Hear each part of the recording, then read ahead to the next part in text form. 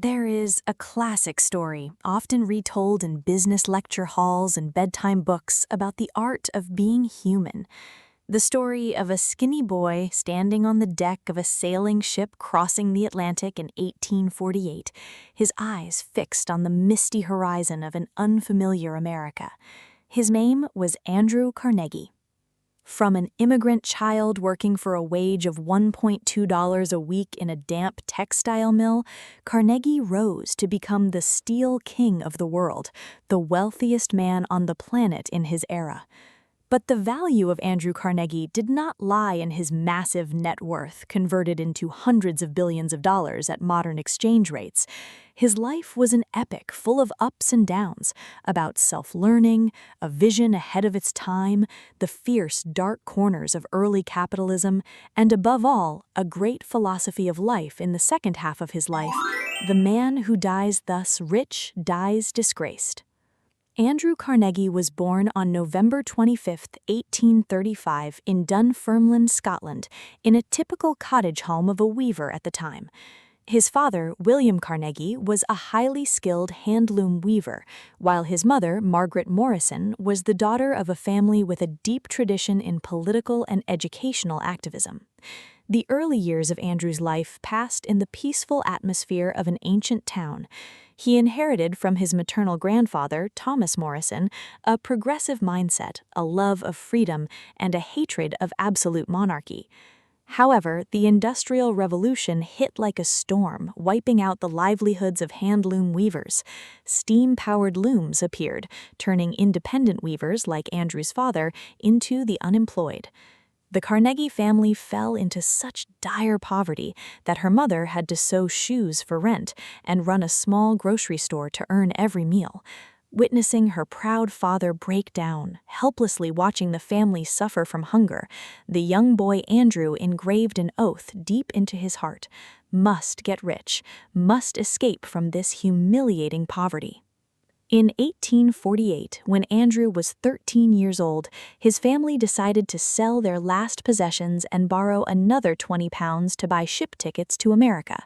Their destination was Allegheny, Pennsylvania, now part of Pittsburgh, a place dubbed the Smoky City of industrialized America.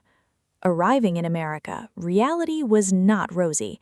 Allegheny welcomed the Carnegie family with an atmosphere thick with coal smoke and factories roaring day and night. To help his family, Andrew immediately plunged into the labor market at the age of 13. Thanks to his agility and communication skills, Andrew landed a job as a messenger boy at the Pittsburgh Telegraph office. Here, he received a wage of $2.5 per week. It was at this telegraph office that Carnegie's genius began to manifest. Unlike other children who only fulfilled their duty of delivering letters, Andrew taught himself how to operate the telegraph machine by ear. At the time, operators had to translate Morse code onto paper before reading it, but Andrew practiced listening to the click-clack sounds of the machine and translated them instantly in his head. This exceptional ability caught the eye of Thomas A. Scott, who was then the superintendent of the Western Division of the Pennsylvania Railroad, one of the largest corporations in America at that time. In 1853, at the age of 18, Carnegie was hired by Scott as his private secretary and telegraph operator with an outstanding salary, $35 a month. This was the launchpad that stepped him into the world of upper-class capitalists. Under the mentorship of Thomas Scott, Carnegie not only learned how to manage a complex industrial system, but was also taught the art of financial investment. Scott gave Carnegie his first investment opportunity in the Adams Express Company using borrowed capital. Upon receiving his first dividend check, Carnegie exclaimed, "Oh boy, here is the goose that lays the golden eggs." He realized a truth: money must work for humans, not just humans working for money. When the American Civil War broke out in 1861 to 1865, Carnegie, along with Scott, participated in managing the railroad and telegraph systems of the Union Army. This experience helped him understand that transportation and infrastructure were the lifeblood of a rising nation. After the war, Carnegie left the railroad industry to start his own business. He founded the Keystone Bridge Company, replacing wooden bridges with iron bridges to withstand the load of new generation trains. His first iconic project was the Eads Bridge across the Mississippi River at St. Louis. This was a crazy challenge at the time because the span was too wide and ordinary iron was not durable enough. Carnegie made a bold decision, using steel, a material that was considered a luxury at the time, difficult to mass produce, and had never been used to build bridges. To prove the durability of the Eads steel bridge to ease public fear, Carnegie had a lead elephant walk across the bridge, based on the popular belief that elephants would not step onto unsafe surfaces. The bridge stood firm, and Carnegie's reputation echoed throughout America. Realizing that the future of the world belonged to steel, in 1972, Carnegie went to Britain and met Henry Bessemer, the inventor of the Bessemer converter that helped produce steel in large quantities at a cheap cost. Returning to America, Carnegie poured all his capital and even borrowed money to build the Edgar Thomson Steel Works in Pittsburgh. He applied the vertical integration strategy. Instead of buying raw materials from the outside, Carnegie bought out Rain iron mines in Minnesota, coal mines in Pennsylvania, and even railroad lines and steamships for transportation.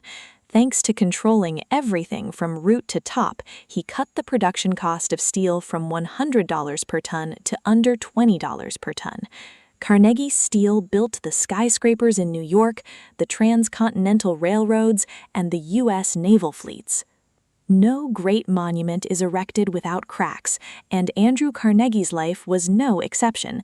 The dark side of his regal career was the bloody conflict at the Homestead Steel Works in 1992. Despite always writing books and giving speeches praising labor rights, Carnegie in reality imposed an extremely harsh work regime to keep costs at a minimum to defeat competitors. Steelworkers had to work 12 hours a day, 7 days a week in a scorching, life-threatening environment. In 1892, when the labor contract expired, the Homestead Mill Union demanded a wage increase. Carnegie, wanting to avoid a bad reputation but unwilling to make concessions, chose to leave for a summer vacation in Scotland and handed full handling authority to his notoriously ruthless subordinate manager, Henry Clay Frick. Frick had barbed wire fences erected around the plant, fired all the workers, and hired 300 private guards from the Pinkerton force to suppress them. A bloody clash broke out between the workers and the Pinkerton guards, leaving nearly 10 people dead and dozens injured. The Pennsylvania State Militia had to intervene to quell the riot. Although Carnegie did not directly order the shooting, his silence at his villa in Scotland outraged the public. The Homestead strike became an indelible stain on the Steel King's reputation, leaving deep in his heart an unceasing remorse about the value of money exchanged for the blood of laborers.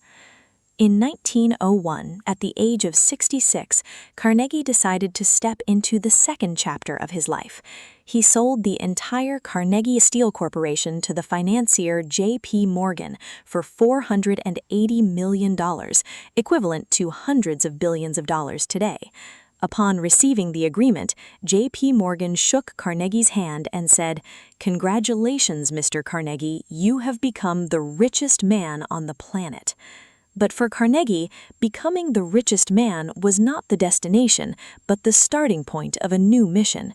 Carnegie believed that leaving a massive fortune to descendants was a trap that stifled their will. He began the largest philanthropic campaign in human history up to that point. He built a system of libraries in many countries, founded Carnegie Mellon University, and spent $10 million to build the Peace Palace at The Hague, Netherlands, where the International Court of Justice stands today, hoping that humanity could resolve conflicts through law instead of war. Until he drew his last breath on August 11, 1919, in Lenox, Massachusetts, Andrew Carnegie gave away $350 million, accounting for more than 90% of his total wealth. The small remaining amount was willed by him to charities and faithful servants. Looking back at the entire life of Andrew Carnegie, we do not only see a business genius with excellent market acquisition strategies, but we see a flesh and blood human being, passing through both brilliant glory and mistakes, stumbles. From his life story, there are 3 immortal lessons that each of us, those who are positioning ourselves in the modern world, need to engrave deep in our hearts. First, the lesson about the power of self-learning and self-made aspiration.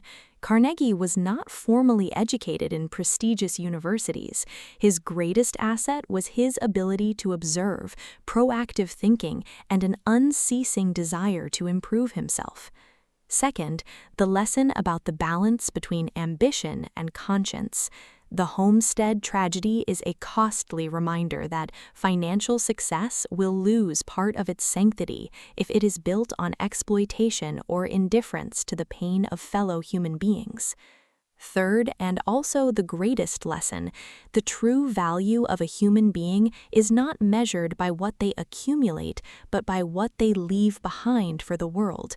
Millions of people today are still reading books in libraries bearing the Carnegie name. Thousands of scientists are still researching based on his foundations, and the international legal system is still operating in the palace built by him. Allow me to close with a classic quote of his as a rallying cry for all of us. Concentrate all your thoughts on the work at hand. The sun's rays do not burn until brought to a focus. Let us live a life full of aspiration, just like the way he focused the sun's rays, but also be tolerant and generous, just like the way he dedicated his warmth to this world when the sunset falls.